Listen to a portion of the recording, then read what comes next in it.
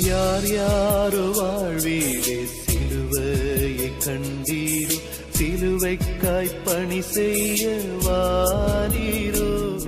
கிறிஸ்துவுக்குள் பிரியமானவர்களே, மரணத்தை ஜெயித்து உயிரோடு எழுந்த ஆண்டவர் இயேசு கிறிஸ்துவின் நாமத்தினாலே SMBM NGPM salvation mission partaker moment, நெகேமியா new generation partaker moment missionary இயக்கத்தின் சார்பில் உங்கள் அனைவரையும் எழுந்து கட்டுவோம் வாருங்கள் என்கிற நிகழ்வுக்கு நான் அன்போடு கூட வரவேற்கிறேன்.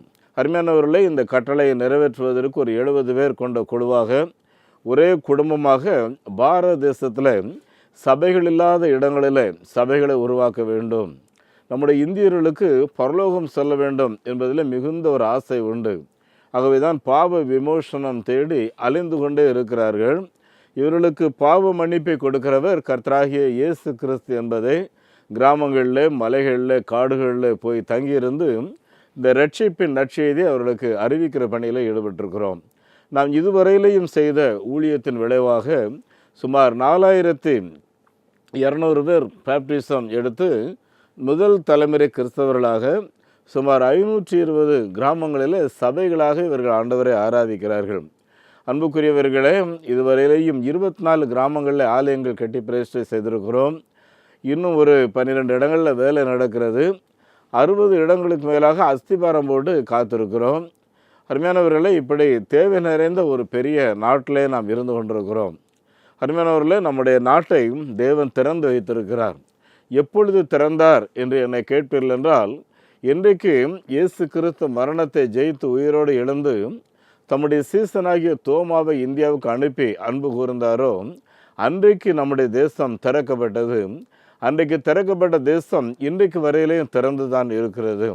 அரசியல் சூழ்நிலைகள் சாதகமா பாதகமா என்பதை குறித்து மிஷனரி பணியில் ஈடுபட்டிருக்கிற எங்களுக்கு அதிக அக்கறை கிடையாது. காரணம் என்னவென்றால், இது சர்வலோக அரசின் பணி. அது மாத்திரமல்ல, தேவை நிறைந்த ஜனங்களின் தேவைகளை சந்திக்கிற பணியில் ஈடுபட்டிருக்கிறோம்.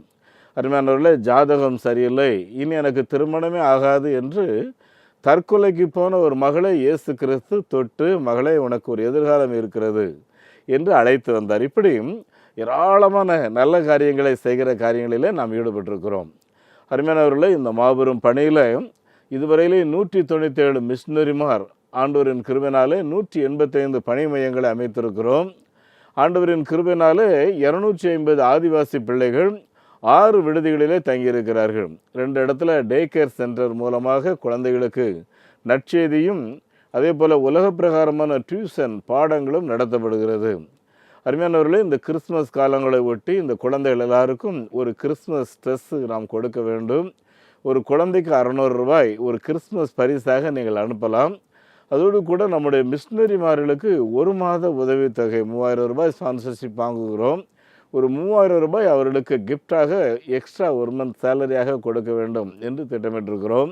ஜெபித்து கொள்ளுங்கள். அருமையானவர்களே, உங்களால் இயன்றதை இந்த மிஷனரிகளுக்கான காணிக்கைகளை அனுப்பும்போது நீங்கள் கூடுதலாக அனுப்பலாம். கடந்த நாளில் நேபாளில் போயிருக்கும்போது அங்குள்ள நம்முடைய ஹாஸ்டலில் 68 பிள்ளைகள், 68 பிள்ளைகளும் அங்கே பள்ளிக்கூடம் போகிறதுக்கு ஒரே ஒரு யூனிஃபார்ம் தான். அருமையானவர்களே, ஒரு அண்ணன் அதை கேள்விப்பட்டு நான் கூடுதலாக இந்த கிறிஸ்மஸ் காலத்தை ஒட்டி ஒரு யூனிஃபார்ம் வாங்கி தருகிறேன் என்று சொன்னார்கள். இப்படி அருமையானவர்களே, தேவை நிறைந்த ஒரு தேசத்தில் நாம் வாழ்ந்து கொண்டிருக்கிறோம். நீங்களும் ஜெபியுங்க. நம்ம குடும்பத்தில் எல்லாருக்கும் துணி எடுக்கும்போது மிஷனரிகள் குடும்பத்துக்கும் ஒரு துணி எடுக்கணும் அப்படின்னு சொல்லி யோசித்து ஒரு 3000 ரூபாய் நீங்கள் திட்டமிடுங்கள். அது உங்களுக்கு ஆசீர்வாதமாக இருக்கும். அருமையானவர்களே, நம்மிடத்தில் இணைவதற்கு கிட்டத்தட்ட 250 அப்ளிகேஷன் இருக்குது. ஆகவே இன்னும் கூடுதலாக மிஷனரிகளை ஸ்பான்சர் பண்ணுகிறவர்கள், ஆதிவாசி குழந்தைகளை படிக்க வைக்கிறவர்கள், மிஷனரி குழந்தைகளை படிக்க வைக்கிறவர்கள் உங்களுக்கு தேவை. உங்களில் பலர் இந்த ஊழியங்களை உற்சாகத்தோடு கூட ஆதரிக்கிறீர்கள். ஆனால் இந்த ஊழியங்களை குறித்து கேள்விப்படாத இன்னும் ஏராளமான ஜனங்கள் வெளியே இருக்கிறார்கள். சரியா? அந்த எல்லாரும் இந்த நற்செய்தியை கேள்விப்படணும்னா உங்கள் ஃப்ரெண்ட்ஸுக்கு, உங்களுக்கு அறிமுகமானவர்களுக்கு நாங்கள் அனுப்புகிற அந்த ஃபோட்டோஸு, பணித்தர செய்திகள், ப்ரேயர் குரூப், பாயிண்ட்ஸ் இதெல்லாம் நீங்கள் மற்றவர்களுக்கு அனுப்புனீங்கன்னா அவங்களும் இது யார், என்ன ஊழியம் அப்படின்னு கேட்பாங்க. நீங்கள் இந்த ஊழியங்களை குறித்து சொன்னீங்கன்னா ஒரு சப்போர்ட்டராக அவர்களும் இணைவதற்கு வாய்ப்பு இருக்கிறது. ஒவ்வொரு செவ்வாய்க்கிழமையிலும் ராத்திரி 9 மணிக்கு ஆன்லைனில் கூடி ஜெபம் பண்ணுறோம். அதே போல் தினந்தோறும் காலையில் 5 மணிக்கு அருமையானவர்களே, கர்த்தருடைய பிள்ளைகள் தேசத்தின் ரட்சிப்புக்காக 5லிருந்து 7:30 வரையிலே அந்த ஜெபம் நடக்கிறது. அதில் நீங்களும் ஜாயின் பண்ணலாம். எங்களுடைய நாங்கள் கனெக்ட் பண்ணுற அந்த லிங்க் எல்லாருக்கும் அனுப்பி வைத்து கொண்டே இருக்கிறோம். நீங்களும் ஜெபத்தில் பங்கு பெறலாம். அருமையானவர்களே, கடந்த நாட்களில் நாங்கள் இமாச்சல் பிரதேசம் போயிருந்தோம். அருமையானவர்களே, இமாச்சல் நம்ம நாட்டில் நற்செய்தி அறிவிக்கிறதுக்கு மிகவும் பாதகமான ஒரு பகுதி. காரணம் என்னன்னு சொல்லி பார்த்தீங்கன்னா, 1947 ஆண்டு நாம் சுதந்திரம் பெற்ற பின்பு முறையாக அங்கு தேவாலயம் கட்டவில்லை. சிம்லாவில் பார்த்தீங்கன்னா ஒரு பிரம்மாண்டமான தேவாலயம் அந்த மலைக்கு மேலே இருக்கும். அங்கே ஆராதிக்கிறதுக்கு ஆள் கிடையாது. இந்திரா காந்தி பீரியட்லேயே அதை அரசுடைமையாக்கி அந்த தேவாலயத்தை சிறப்பாக பராமரிக்கிறார்கள். நீங்கள் உள்ளே போனீங்கன்னா போய் நல்லா ஜெபம் பண்ணிட்டு வரலாம், பாட்டெலாம் பாடக்கூடாது. அதுமாதிரி அங்கேயும் போய் நாங்கள் ஜெபம் பண்ணிட்டு வந்தோம். சென்னை பேராயர் தான் போய் அந்த ஆலயத்தை பிரதிஷ்டை பண்ணியிருக்கிறார். அன்புக்குரியவர்களே, அந்த இமாச்சலில் நற்செய்தி அறிவிக்கிறதற்காக போன பலர் வஞ்சிக்கப்பட்டு அங்குள்ள சாமியார்களைப் போல மாறி இருக்கிறாங்க பார்த்துக்குங்க. அன்புக்குரியவர்களே, அப்படிப்பட்ட பகுதிகளில் ஒரு சபை கட்டி பிரதிஷ்டை செய்கிறது என்பது மிக கடினமான காரியம். என்றாலும் உதவி செய்தார் ஆண்டவர். நம்ம நாட்டில் இருக்கிற இதிகாசங்களின் அடிப்படையில் பார்த்தோமே என்றால் தேவதைகளின் பிறப்பிடம் என்று சொல்லி அந்த மலை பிரதேசத்தை பற்றி சொல்வார்கள். அன்புக்குரியவர்களே, எதுவாக இருந்தாலும் அங்குள்ள மக்களுக்கும் ஒரு விடுதலை வேணும் பார்த்துக்குங்க, சமாதானம் வேணும், ஒரு நிம்மதி வேணும். அருமையானவர்களே, நிறைய பேருக்கு வியாதி, யூட்ரஸ் ப்ராப்ளம், அசுத்தாவினால் அலக்களிக்கப்பட்டிருக்கிறார்கள். இவர்களுக்காக ஜெபம் பண்ணும்போது தேவன் தம்முடைய வல்லமை அங்கே விளங்க பண்ணுகிறார், அந்த ஜனங்களை தொடுகிறார். ஆண்டவர் கிருபையினாலே பல மக்கள் வாஞ்சையோடு ரட்சிக்கப்பட்டு நாங்களும் பேப்டிசம் எடுக்கணும்னு சொல்லி வாஞ்சையோடு நிற்கிறாங்க. ரொம்ப அதிர்வாக இருந்தது அங்கே போய் திரும்பி வரும்போது. அன்புக்குரியவர்களே, இப்படி வாய்ப்புள்ள காலங்களை பயன்படுத்தணும். ராம்பூர்கார் பகுதியில் மட்டும் ஆண்டவர் சித்தமானால் 2030க்குள்ளே அந்த பெல்ட்டில் ஒரு 100 கிராமங்கள்லையாவது ஆலயம் கட்டிடணும்னு சொல்லி ஒரு திட்டம் போட்டு வேலை செய்துட்ருக்குறோம். நீங்களும் ஜெபம் பண்ணுங்க. எங்களுடைய திட்டங்களில் நீங்களும் பங்காளர்களாக அவங்க இணைத்து கொள்ளலாம். அருமையானவர்களே, நான் ஒரு நாள் ஆண்டவர் இயேசுவை சந்திக்கும்போது வெறுங்கையோடு போகக்கூடாது. லூக்கா 15:10 எழுதியிருக்கிறது, மனம் திரும்புகிற ஒரு பாவி நிமித்தம் பரலோகத்தில் மிகுந்த சந்தோஷம் உண்டாயிருக்கும். ஆகவே அன்புக்குரியவர்களே, இந்த ஒரு மாபெரும் மகிழ்ச்சி நம்ம எல்லாரும் மூலமாக உண்டாயிருக்கணும்னா நம்ம எல்லாரும் சேர்ந்து தேவராட்சியத்தின் காரியங்களில் ஈடுபட்டோம் என்றால் எங்களுடைய ஜெபம் இந்தியாவில் தினமும் பேப்டிசம் நடக்கணும், தினம் ஒரு கிராமத்தில் சபை வரணும்னு சொல்லி நாங்கள் ஜெபம் பண்ணிகிட்ருக்கோம். 2030க்குள்ளே மிஷன் இந்தியா 2030 என்கிற ப்ராஜெக்ட் மூலமாக கர்த்தர் சித்தம் இருந்தால் எஸ்எம்பிஎம் மூலமாக 1000 கிராமங்களில் ஆலயங்கள் கட்டியிருக்க வேண்டும். 100 மிஷன் சென்டர் உருவாக்கி இருக்க வேண்டும். ஒரு சென்டர்ஸ் மூலமாக 100 எவாஞ்சலிஸ்ட்டை எழுப்ப வேண்டும். இப்படி பெரிய திட்டங்களுக்கு எங்கே இருந்து பணம் வரும், வெளிநாட்டிலேருந்து வருமா அப்படிலாம் நீங்கள் கேட்கலாம். வெளிநாட்டிலேருந்து வாங்கவும் மாட்டோம், கேட்கவும் மாட்டோம். அருமையானவர்களே, இந்த நாட்டில் இருக்கிற ஒவ்வொரு சபைகளை எழுப்ப வேண்டும், ஒவ்வொரு பேராயர்களை எழுப்ப வேண்டும். இந்த கடைசி காலத்தில் ஒவ்வொரு சபையும் மிஷினரி பணியில் ஈடுபட வேண்டும் என்ற ஒரு பாரத்தோடு கூட செயல்படுகிறோம். அருமையானவர்களே, நீங்களும் எங்களோடு கூட கரங்கோர்த்து இணைந்து செயல்பட உங்களை நான் அன்போடு கூட கேட்டுக்கொள்கிறேன். அருமையானவர்களே, ஒரு கிறிஸ்மஸ் கிஃப்ட்டுக்காக ஒரு கவர் நாங்கள் எல்லாருக்கும் அனுப்பி வைத்திருக்கிறோம், மேகசினோடு சேர்த்து. நீங்களும் அதை படிங்க, எடுங்க. ஏதோ ஆண்டவங்களை ஏவுறதை அனுப்பும்படி கேட்கிறோம். எங்களுடைய வங்கி எண்ணை குறித்து வைத்துக் கொள்ளுங்கள். Salvation mission partaker movement, account number 0886073 0000169, IFSC code SIPL 000086. அதே போல் நெகேமியா new generation partaker movement trust, state bank of India, account number 42178020 691, IFSC code SPIN 0061767. எங்களுடைய தொலைபேசி எண் 9447375509 9043867550. இந்த ஊழியங்களில் உங்களை ஈடுபட அன்போடு கூட அழைக்கிறேன். ஆண்டவர் உங்களை ஆசீர்வதிப்பாராக. அன்புக்குரியவர்களே, இந்த நாளில் உங்களோடு கூட பேசும்படியாக நான் தெரிந்து வைத்திருக்கிற காரியம், நம்முடைய திருச்சபை ஒழுங்கின்படி டிசம்பர் மாதம் பிறந்து விட்டாலே அட்வென்ட் என்று சொல்வார்கள். இயேசு கிறிஸ்துவனுடைய வருகை குறித்து தியானிக்க வேண்டும் என்று சொல்லி திருச்சபை முடிவு செய்திருக்கிறது. அருமையானவர்களே, முதலாவது பிறப்பை நாம் கொண்டாடும் போது இன்னும் முதலாவது பிறப்பையே கேள்விப்படாத ஜனங்கள் பல கோடிகள் இருக்கிறார்கள். அதோடு கூட இரண்டாவது முறை அவர் வரப்போகிறேன் என்று சொல்கிறாரே, அவரை சந்திக்கிறதற்கு நம்ம எல்லாரும் ஆயத்தமாக இருக்க வேண்டும்.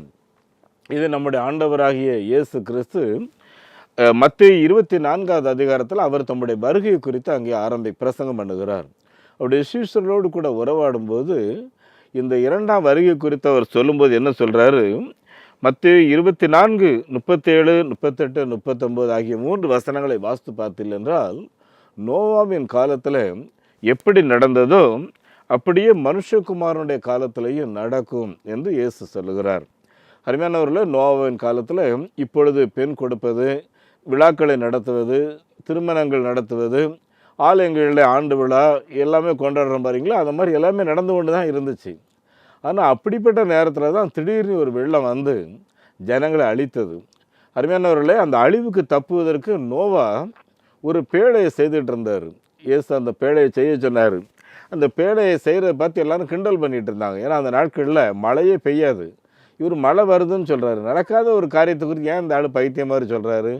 அப்புறம் கப்பல் கட்டுறவங்க எங்கே கட்டுவாங்க? கடற்கரை ஓரத்தில் தண்ணியில் இருந்து தான் கட்டுவாங்க. அதை வெட்டாந்தர தரையில் கட்டுவாங்க. இவர் வெட்டாந்தரையில் கட்டிகிட்டு இருக்கிறாரு. ஆனால் கேட்டால் சொல்கிறாரு, இயேசு வரப்போகிறாரு, அவரை சந்திக்கிறதற்கு ஆயத்தமாகுங்கன்னு சொல்கிறார். எல்லாருக்கும் கேலியும் கிண்டலுமாக தான் இருந்துச்சு. அருமையானவர்களே, அப்படி இருந்த காலத்தில் தான் திடீர்னு மழை பெய்ய ஆரம்பித்து அந்த ஜனக்கூட்டங்கள் உலக அளவில் எல்லாம் அழிந்து விட்டார்கள். இதை தான் ஆண்டவர் இயேசு கிறிஸ்து, இதை நீங்கள் நினைவு கூறுங்கள் என்று சொல்லுகிறார். நோவாவின் காலத்தில் எப்படி நடந்தது அப்படியே நடந்தது. இன்னும் நோவாவின் காலத்தில் மனிதர்கள் எப்படிப்பட்டவர்களாக இருந்தார்கள் என்று நம்ம பார்க்கணும்னா, ஆதியாகமத்தின் புஸ்தகம் 6வது அதிகாரம் 5, 6 ஆகிய வசனங்களை வாசித்து பார்த்தீர்கள் என்றால், அங்கே எழுதியிருக்கிறது, கடவுள் மனுஷனை உருவாக்கினதற்காக விசனப்பட்டார் அப்படின்னு சொல்லி எழுதியிருக்கு. ஏன் மனுஷனை உருவாக்கினதுக்காக விசனப்பட்டார் அப்படின்னு சொல்லி யோசித்தீங்கன்னா, அருமையானவர்கள், அன்னைக்கு இருந்த ஒவ்வொரு மனுஷையும் காம விகாரம் கொண்டு அதுதான் வாழ்க்கைன்னு நினச்சிக்கிட்டே இருக்காங்க. அருமையானவர்களே, கடவுள் கொடுத்த ஒரு குடும்பம் அப்படிங்கிறத மறந்து ஒவ்வொருவருமே தாம்பத்திய வாழ்க்கையை இன்னொருவரு கூட வைத்து கொண்டு ஒரு துன்மார்க்கமான வாழ்க்கையை வாழ்ந்து கொண்டிருக்கிறார்கள். கடவுளுக்கு மிகவும் அருவருப்பான காரியம் இது. அருமையானவர்களே, ஆதியாகமம் 1வது அதிகாரம் 31வது வசனத்தை வாசித்து பாருங்கள். எழுதியிருக்கு, கடவுள் மனுஷனை அவருடைய சாயலால் உருவாக்கினார். உருவாக்கின அந்த மனுஷனை பார்த்தவர் சந்தோஷப்பட்டார். அவர் உருவாக்கினது எல்லாமே நல்லது என்று கண்டார். அந்த 36 வசனம் பார்த்தீங்கன்னா வெரி குட் அப்படின்னு இருக்கும். மிக நல்லா இருக்கு அப்படின்னு சொல்லி சொல்கிறார். கடவுள் மனுஷனை உருவாக்கினக்காக சந்தோஷப்பட்டார் அப்படின்னு சொல்லி ஆதியாகமம் 1:31 வாசிக்கிறோம். மிகவும் சந்தோஷப்பட்டார் என்று எழுதியிருக்கிறது. அதுவும் கணவன் மனைவியாக அவர் இருக்கிறதை பார்த்து அவர் மிகவும் மகிழ்ச்சி அடைந்தார் என்று எழுதியிருக்கிறது. அன்றைக்கு சந்தோஷப்பட்ட ஆண்டவர் ஆதியாகமம் 6வது அதிகாரத்தில் அவருக்கு விசனமாக இருந்தது என்று எழுதியிருக்காகவே, இந்த மனு குலத்தை நான் அழிப்பேன் என்று சொல்லி ஆண்டவராகிய தேவன் சொல்லுகிறார். என் அன்புக்குரியவர்களே, மனுஷனுக்கு ஒரு பயங்கரமான ஆசை இன்னொருவனுடைய மனைவி. அருமையானவர்களே, மனுஷிக்கு இன்னொரு பெரிய ஆசை இன்னொருவருடைய கணவன். அருமையானவர்களே, இந்த பொல்லாத பாவத்தை கடவுள் அருவருக்கிறார். அது மாத்திரமல்ல, இளம் வயதிலேயே எப்படியாயிலும் உறவு கொள்ள வேண்டும் என்ற ஆசையில் பலர் இருக்கிறார்கள். அன்புக்குரியவர்களே, இது இந்த காம விகாரத்தம் ஒரு மருத்துவர் சொல்லும் என்ன சொல்கிறாருன்னா, அதையே நினச்சிட்டு இருக்கிறனால தான் அந்த எண்ணம் இருக்குங்கிறாரு. அருமையானவர்களே, படிக்கிற பிள்ளைகளுக்கு படிப்பில் தான் கவனம் இருக்கணும். காலேஜாக இருக்கட்டும், இல்லைனா ரிசர்ச் பண்ணுறவங்க இருக்கட்டும், அதில் தான் 100% கவனம் இருக்கணும். அருமையானவர்களே, குடும்ப வாழ்க்கையில் இருக்கிறவர்களுக்கும் ஒவ்வொருவருக்கும் வேலை இருக்குது, அதில் தான் அவங்க கவனம் இருக்கணும். பார்த்துக்குங்க, இந்த தாம்பத்தியம் என்பது அந்த நேரத்துக்கு மட்டும்தான். 24 மணி நேரமாக அதையே நினச்சிக்கிட்டு அதையே தூண்டி விட்டுக்கிட்டு இருக்கிறாங்க. பார்த்தீங்களா, இதுதான் காம விகாரம். இது வாழ்க்கையை சீரழிச்சிரும். பார்த்துக்குங்க என் அன்புக்குரியவர்கள், இதுதான் அன்றைய அழிவுக்கு ஒரு பெரிய காரணம். இதுதான் இயேசு கிறிஸ்து சொல்லும்போது, நோவாவின் காலத்தில் நடந்ததை நீங்கள் நினைத்து கொள்ளுங்கள் என்று சொல்லுகிறார். 1 தெசலோனிக்கேயர் 5வது அதிகாரம் 2வது வசனத்தில் சொல்லும்போது, இரவிலே திருடன் வருகிற விதத்தில் மனுஷகுமாரனுடைய வருகை இருக்கும் என்று சொல்லுகிறார். அன்புக்குரியவர்களே, எந்த திருடனும் நான் இத்தனை மணிக்கு உங்கள் வீட்டுக்கு வாரேன் திருடுறதுக்கு, இல்லைனா இன்றைக்கி ராத்திரி வாரேன் அப்படின்லாம் சொல்லவே மாட்டாங்க. காரணம் என்னென்னா, நம்ம எச்சரிக்கை ஆகிடுவோம். அறியாத நேரத்தில் தான் வருவாங்க. இயேசு இதை சொல்லும்போது தான் மனுஷகுமாரனுடைய வருகையும் இரவிலே திருடன் வருகிறது போல இருக்கும் என்று சொல்கிறார். சொல்லிட்டு என்ன சொல்கிறாரு 8வது வசனத்தில், ஆகவே நீங்கள் தெளிவாக இருங்க, தெளிந்த புத்தியோடு இருங்கள் என்று சொல்கிறார். குழப்பத்தோடு இருக்காதீங்க. நான் பரலோகத்தின் பிள்ளை, அங்கே நான் செல்ல வேண்டும், அதற்கு இந்த பூமியில் என்னை நான் ஆயத்தப்படுத்த வேண்டும், தகுதிப்படுத்த வேண்டும் என்று தெளிவான சிந்தையோடு கூட இருங்கள். அன்பானவர்களே, இன்றைக்கு விளம்பரத்தை பார்த்தாலே நம்ம சீரழிஞ்சிருவோம். அப்படி இருக்கு பார்த்துக்குங்க, இல்லையா? ஃபேஸ்புக் எடுத்துக்கிட்டிங்கன்னா அதை பார்த்தா சீரழிஞ்சிருவீங்க. எதை எடுத்தாலும் அப்படி தான் இருக்குன்னு வைங்களேன். அருமையானவர்களே, அப்படி இருக்கையில் நம்மை காத்துக்கொள்ள வேண்டும் என்றால் எதை எடுத்தாலும் ஒரு செல்ஃப் அப்ரைசல், இதை நான் பார்க்குறது சரிதானா அப்படிங்கிறத இது எனக்கு என்ன பிரயோஜனம் இருக்குது அப்படிங்கிற யோசித்து நம்ம பார்க்க வேண்டும். இயேசு தெளிவாக சொல்கிறாரு, தெளிந்த புத்தியுள்ளவர்களாக இருங்கள். என் அன்புக்குரியவர்களை தொடர்ந்து செல்லும்போது விசுவாசத்தில் உறுதியாக இருங்கள், உங்களுடைய அன்பு எந்த விதத்துலேயும் மாறாமல் இருக்கட்டும்.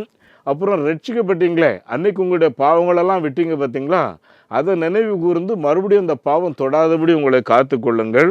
அது மாத்திரமல்ல, உங்களை நீங்களே கட்டுப்படுத்தி கொள்ளுங்கள் என்று சொல்லுகிறார். அருமையானவர்களே, நீங்கள் ரோடுகளில் நாய்கள் பார்த்தீங்கன்னா ஒரு பெண் நாயை 10 நாய் சுற்றிக்கிட்டு இருக்கும். ஏன்னா அவங்களுக்கு கட்டுப்பாடு கிடையாது, அவங்களுக்கு தெரியாது, ஞானம் கிடையாது. ஆனால் மனிதர்களாக நாம் அப்படி கிடையாது இல்லையா? அதனால தான் பைபிளில் தெளிவாக இயேசு கிறிஸ்து சொல்லும்போது, நீங்கள் மோக இச்சைக்கு உட்படாமல் உங்களை நீங்களே கட்டுப்படுத்தி கொள்ளுங்கள் என்று சொல்லுகிறார். என் அன்புக்குரியவர்களே, இந்த கட்டுப்பாடோடு நாம் வாழ்ந்து ஆண்டவரை சந்திக்க வேண்டும். அது மாத்திரமல்ல, மற்ற 24:14 எழுதியிருக்கு, ராஜ்யத்தின் இந்த சுவிசேஷம் சர்வ சிருஷ்டிக்கு பிரசங்கிக்கப்பட வேண்டும். நம்ம நாட்டில் இன்றைக்கி 146 கோடின்னு ஜனம் சொல்கிறாங்க. இன்னும் இந்தியாவின் பல பகுதியிலும் பல உலக நாடுகளில் இன்னும் சுவிசேஷம் போகலை. அப்படின்னா ஒவ்வொருவருடைய பொறுப்பு என்னென்னா, இயேசு வரப்போகிறா, சந்திக்கணும், நீ ஆயத்தமாக என்பதை நம்ம எல்லாருக்கும் சொல்லணும். எசேக்கியேல் 38:7 நீ ஆயத்தமாயிரு, ஆயத்தப்படுத்தி காவலாளியாக இரு. நாங்கள் எங்களுடைய ஊழியங்களில் அது ஒரு முக்கியமான கொள்கையாக வைத்து நாங்கள் செயல்படுகிறோம். என் அன்புக்குரியவர்களே, ஆகவே இந்த நற்செய்தி அறிவிக்கிற காரியங்களில் நாம் எல்லோரும் உற்சாகமாக ஈடுபட வேண்டும். இன்னும் நீங்கள் கேட்டிங்கன்னா, 1ஆம் நூற்றாண்டு கிறிஸ்தவர்களைப் போல இன்றைக்கு இருக்கிற கிறிஸ்தவர்களாக நாம் எல்லாரும் இருக்க வேண்டும். 1ஆம் நூற்றாண்டு கிறிஸ்தவர்கள் எப்படி இருந்தாங்கன்னா, இயேசு வரப்போகிறார், அவர் சந்திக்க ஆயத்தமாக இருக்கணும். ஒருவர் சந்திக்கும் போது மாரநாதா என்று சொல்லிக்கொள்வார்கள். அப்படின்னா இயேசு வரப்போகிறார், அவர் சந்திக்க நீ ஆயத்தமாக இருக்கியா அப்படின்னு ஒருவர் கேட்டுக்கொள்வார்கள். அருமையானால் அப்படி தான் உங்களுடைய உரையாடல் ஆரம்பிக்கும். இன்றைக்கி நம்மளாம் அந்த மாதிரி பேச்சே கிடையாது. பார்த்துக்குங்க, வரப்போகிறாருங்கிற உணர்வே கிடையாது. இன்னும் நீங்கள் சபைகளில் பார்த்தீங்கன்னா ஜட்ஜ்மெண்ட்டை குறித்து ஒரு பிரசங்கமே கிடையாது, கண்டித்து உணர்த்துகிற பிரசங்கம் கிடையாது. அதனால் ஒரு கண்டிப்பு இல்லாமல் எல்லாரும் அவங்கவுங்க மனம் போன போக்கில் நம்ம போய்கிட்டு இருக்கிறோம். என் அன்புக்குரியவர்களே, நம்மை விசாரிக்கிற, நம்மை கண்டிக்கிற, நமக்கு நியாய தீர்ப்பு ஒன்று இருக்கிறது. ஆகவே மிகவும் கவனமாக எச்சரிக்கையாக இருக்க வேண்டும். அருமையானவர்களே, அப்படி ஆதி கிறிஸ்தவர்கள் ஒருவருக்கூறு இருந்ததுனால வேகமாக கிறிஸ்தவம் உலகமெங்கிலையும் பரவிட்டு போச்சு. பார்த்துக்குங்க, அந்த நாட்களில் ரோம சக்கரவர்த்திகளுக்கு கிறிஸ்தவர்களே பிடிக்காது. ஏன்னா அவங்க தான் அன்றைக்கி கடவுள். அவங்களுக்குன்னு சொல்லி ஆங்காங்கே பூஜைகள் நடக்கும். வருஷத்துக்கு ஒரு முறை எல்லாரும் ரோம சக்கரவர்த்தியை கும்பிட்டு ஆகணும். மற்ற கடவுள்லாம் இருக்கும், அதெல்லாம் விட்டுருங்க. ஆனால் சக்கரவர்த்திக்குன்னு ஆராதனை நடத்தணும். ஆனால் கிறிஸ்தவர்கள் அந்த ஆராதனைக்கு போகாதனால அவங்களுக்கு ரொம்ப தொல்லை கொடுத்தாங்க, வீடுகளை தீ வச்சு கொளுத்துனாங்க, இப்படிலாம் இருந்துச்சு. அருமையானவர்களே, ஆனாலும் வேகமாக எல்லா உலகமும் பரவிடுச்சு. நம்ம இந்தியாவுக்கும் அப்போ தான் தோமா வந்தார். அப்படின்னா பார்த்துங்களேன், இப்படி உலகமெங்கிலையும் நற்செய்தி பரவிட்டுருச்சு. ட்ராஜன் என்ற ஒரு சக்கரவர்த்தி, அவர் பொறுப்படுத்த உடனே கிறிஸ்தவர்களெல்லாம் காலி பண்ணிடுறேன் பார் அப்படின்னு சொல்லி ரொம்ப வைராக்கியமாக ஒரு ஆர்டர் போட்டு திரும்பி வீட்டுக்குள்ளே போகிறார். அங்கே பார்த்தா அவர் மனைவியும் மகளும் இயேசுவே எங்களை ஆராதிக்கிறோம்னு சொல்லி ஆராதிக்கிறாங்க. இதை பார்த்த உடனே அவனுக்கு கோபம் தலைக்கு மேலே ஏறி, உங்களை என்ன பண்ணுறேன் பார் அப்படின்னாரு. உடனே அவங்க சொன்னாங்க, என்ன பண்ண போகிற, உன் கையில் இருக்கிற வாளில் வெட்ட போகிற, நாங்கள் ஏசப்பாவோட சந்தோஷமாக இருக்க போகிறோம், இதில் என்ன இருக்குது அப்படின்னாங்க. இந்த ஆளுக்கு அந்த பேச்சு அப்படியே அதிர்வை உண்டாக்கிடுச்சு. இப்படி தான் கிறிஸ்தவர்கள் வேகமாக மாறிட்டு இருக்காங்களோ அப்படின்னு சொல்லி. அருமையானவர்கள், அந்த அளவுக்கு வேகமான ஒரு வளர்ச்சி ஏற்பட்டிருக்கிற ஒரு காரணம் என்னன்னு பார்த்தீங்கன்னா, ஒரு வாஞ்சை. அருமையானவர்களே, அன்றைக்கு இருந்த கிறிஸ்தவர்களுக்காக பரலோகத்தை குறித்த வாஞ்சை, கடவுளுடைய வார்த்தையை நேசிக்கிறதே ஒரு வாஞ்சை. இதை குறித்து சங்கீதம் 42:2 தாவீது அரசர் சொல்லும்போது, மானானது நீரோடே வாஞ்சித்து கதறுகிறது போல தேவனை என் ஆத்துமா உண்மை வாஞ்சித்து கதறுகிறது என்று சொல்லுகிறார். அருமையானவர்களே, நமக்கு அப்படிப்பட்ட ஒரு வாஞ்சை, கடவுள் மேலே ஒரு அன்பு, ஒரு பற்று, அப்படிப்பட்ட செயல்கள் இருந்தால் மாத்திரம் நம்ம அதில் உறுதியாக இருக்க முடியும். இன்னும் நீங்கள் பார்த்தீங்கன்னா, ஏன் மானோட ஒப்பிடுறான்னு பார்த்தீங்கன்னா, மான் காட்டில் இருந்தாலும் காட்டில் கிடக்கிற குட்டை தண்ணீரை குடிக்காது. ஏன்னா அதுக்கு இந்த அழுக்கு தண்ணிலாம் பிடிக்காது.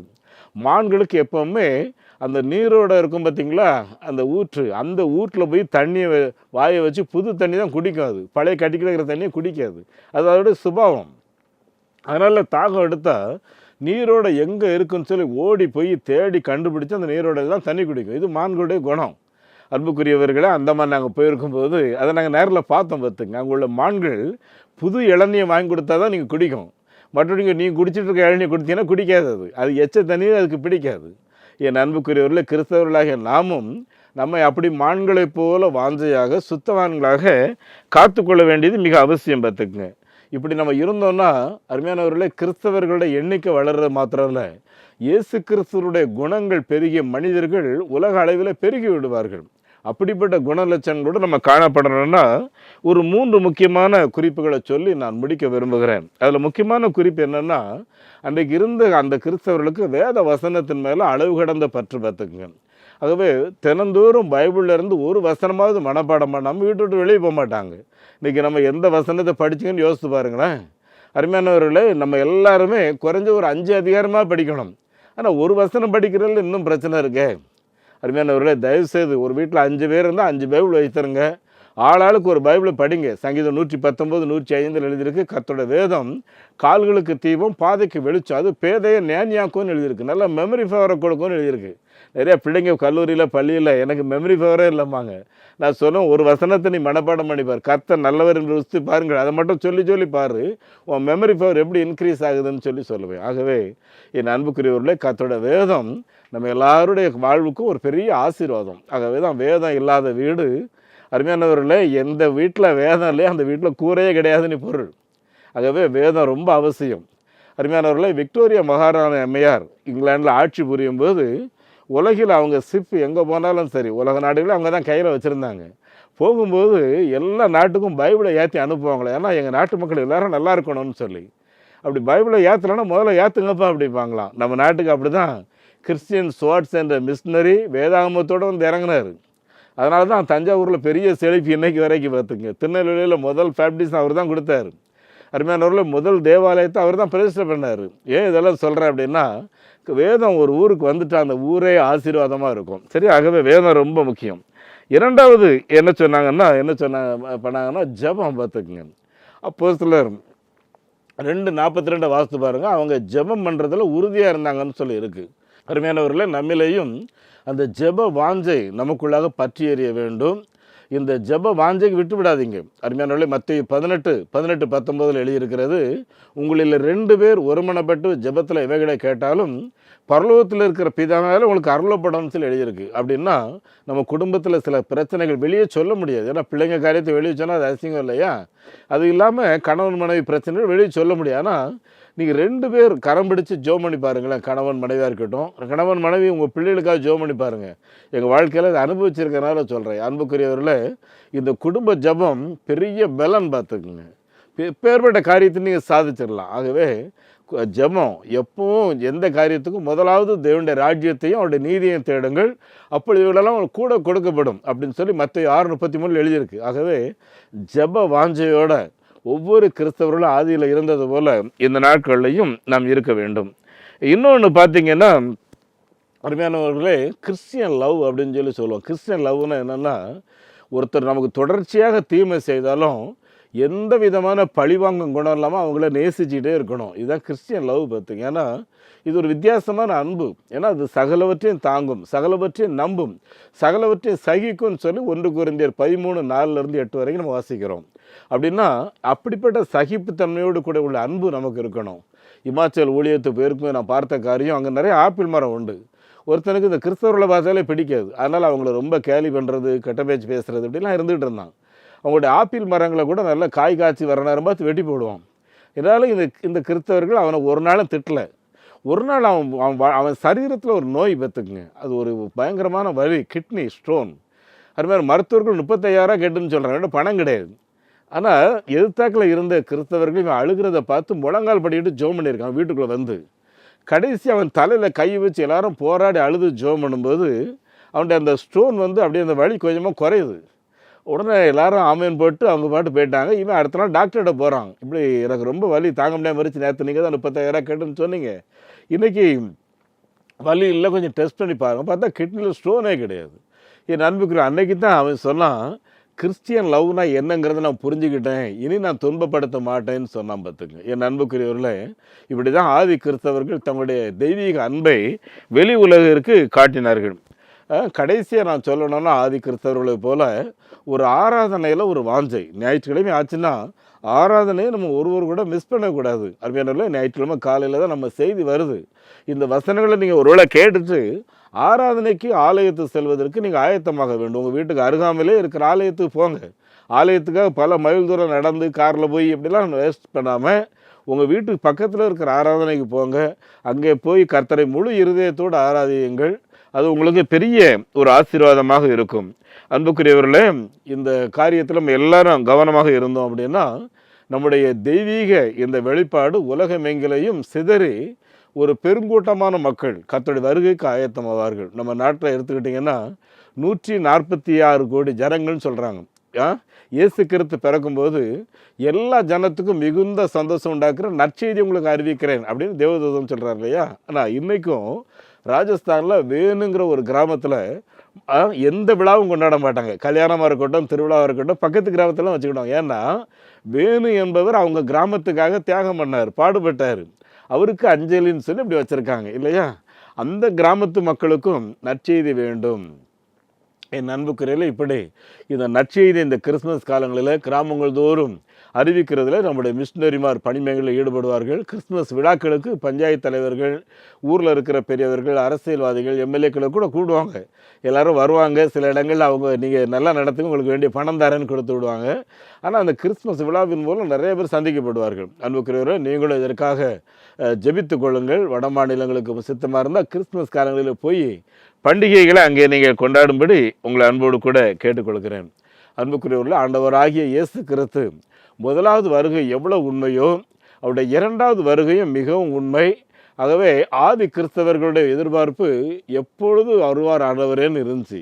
அதே மாதிரி நாமும் அதே எதிர்பார்ப்போடு தினமும் இருப்போம். வேதம் தெளிவாக சொல்லுது, ஒருவன் தேவ சித்தத்தின்படி செய்து அவருக்கு பிரியமாக இருப்பானே என்றால் அவன் வேண்டிக் கொள்வது அவனுக்கு கொடுக்கப்படும் எழுதியிருக்கு. ஆகவே இந்த பூமியில் உங்களுக்கு என்ன தேவைங்கிற குறித்து கவலைப்படாமல் நிச்சயமாக ஆராதிக்கிற ஆண்டவர் என்னை தருவாருங்கிற விசுவாசத்தோடு இருங்கள்.